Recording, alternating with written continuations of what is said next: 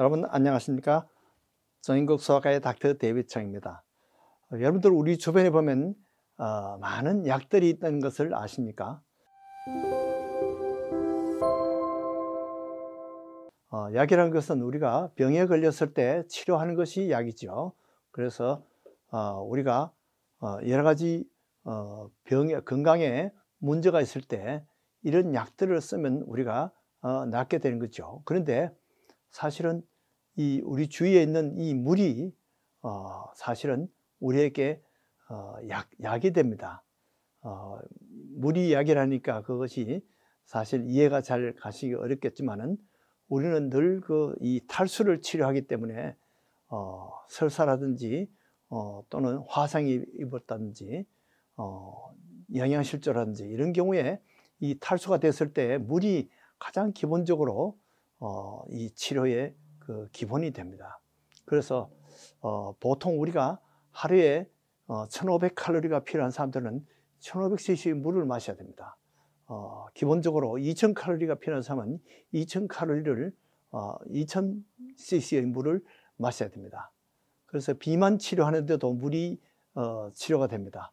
보통 밥을 먹기 전에 물을 먼저 한 컵 마시고 이렇게 물로 배를 어느 정도 채우면 밥 대신 먼저 채우면 비만 치료에도 많이 도움이 됩니다. 그래서 물이 비만 치료제가 됩니다.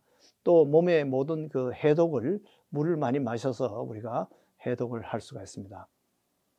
자, 그 다음에 우리 주위에 있는 것 중에 바로 우리 옆에 있는 이 공기가 바로 우리 치료제가 됩니다.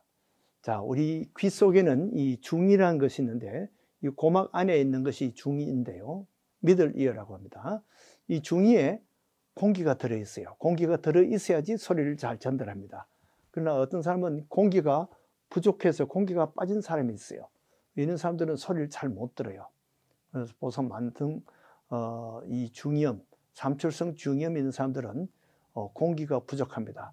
그래서 이 공기를 사실을 집어넣기 위해서 이 튜브를 꽂기도 하고 이렇게 해서 또 코가 막히면 공기가 모자랍니다. 그래서 이 코를 치료하면 공기가 귀 속에 들어가서 우리가 소리를 다시 들을 수 있게 됩니다.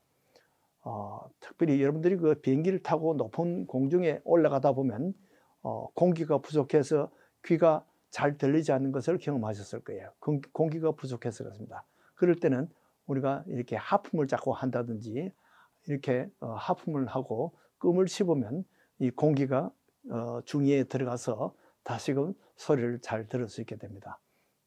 자, 그 다음에 공기에 이 습기가 들어있는 공기는 또 여러 가지 치료제에 있습니다. 보통 감기라든지 이 크룹 그런 것을 치료할 때, 기관지염을 치료할 때 이 습기가 있는 공기가 바로 치료제가 됩니다.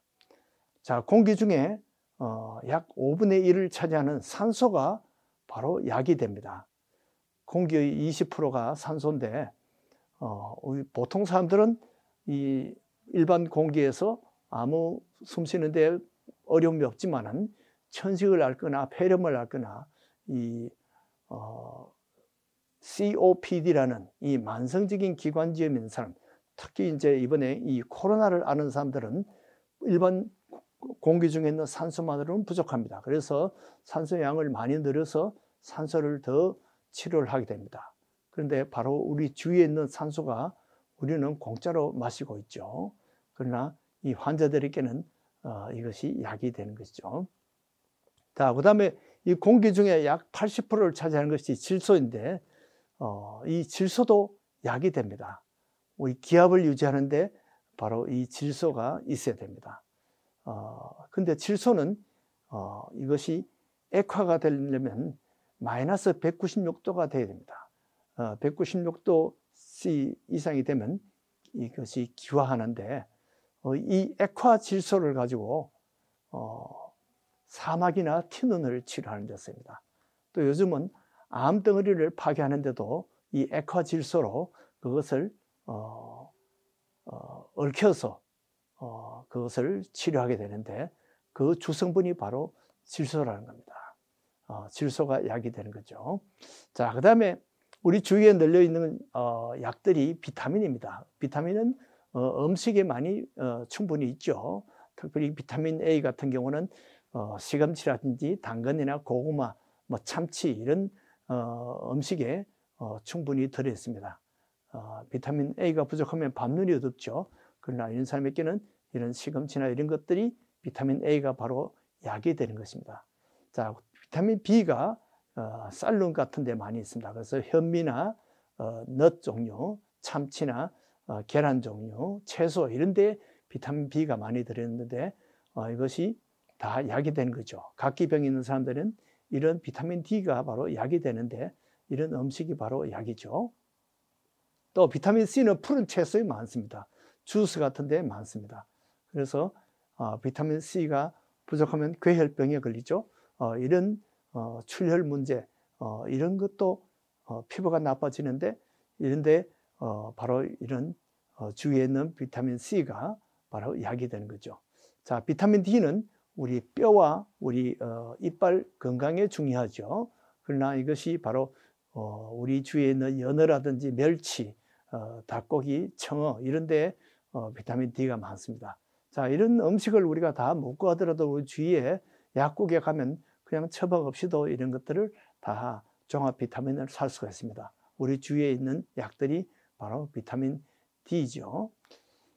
자, 여러분들 슬플 때 흘리는 눈물, 눈에 티가 들어가서 흘리는 눈물, 이 눈물이 또 약이 되는 거 아십니까?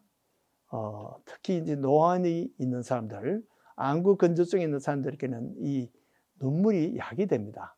그래서 이 약을 눈물을 그런 사람들은 약방에서 인조 눈물을 팝니다.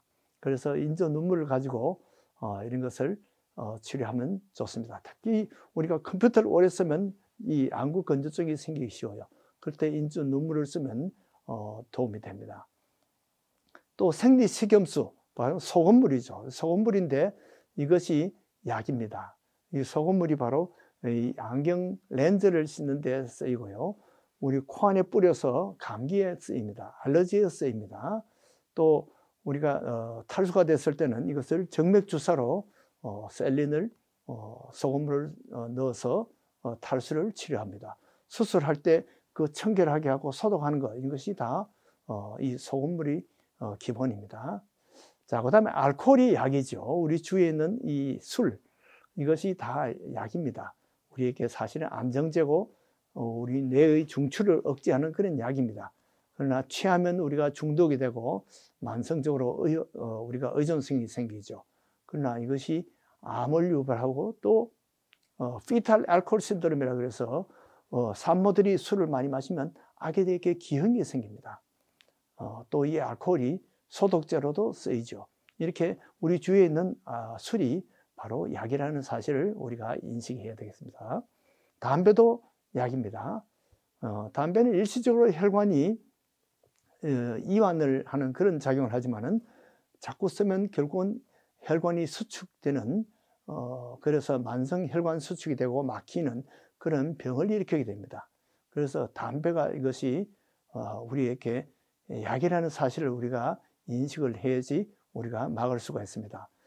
그래서 담배 걸린 사람들 협심증이라든지 심근경색 이런 것을 특별히 우리가 조심을 해야 되고 혈관이 막히거나 혈관이 어떤 사람은 담배 때문에 혈관을 잘라내야 되는 그런 사람도 있습니다. 담배가 바로 발암 물질도 있습니다. 그래서 이런 것들이 약이죠. 자, 커피도 약입니다. 우리에게 각성제가 되기도 하고 피로회복제도 됩니다. 소화가 안 되는 사람은 커피를 마시면 소화가 잘 되는 사람이 있어요. 어떤 사람은 변비가 있는데 커피를 마시면 변비가 해소되는 사람도 있습니다. 여기에 기관지 확장제가 들어있습니다. 강심제가 들어있습니다. 이 커피가 또 간 재생에 도움이 된다는 요즘 연구 리서치 결과가 있습니다. 앞으로 아마 커피가 간 치료하는 데도 쓰일 수 있을 것 같습니다.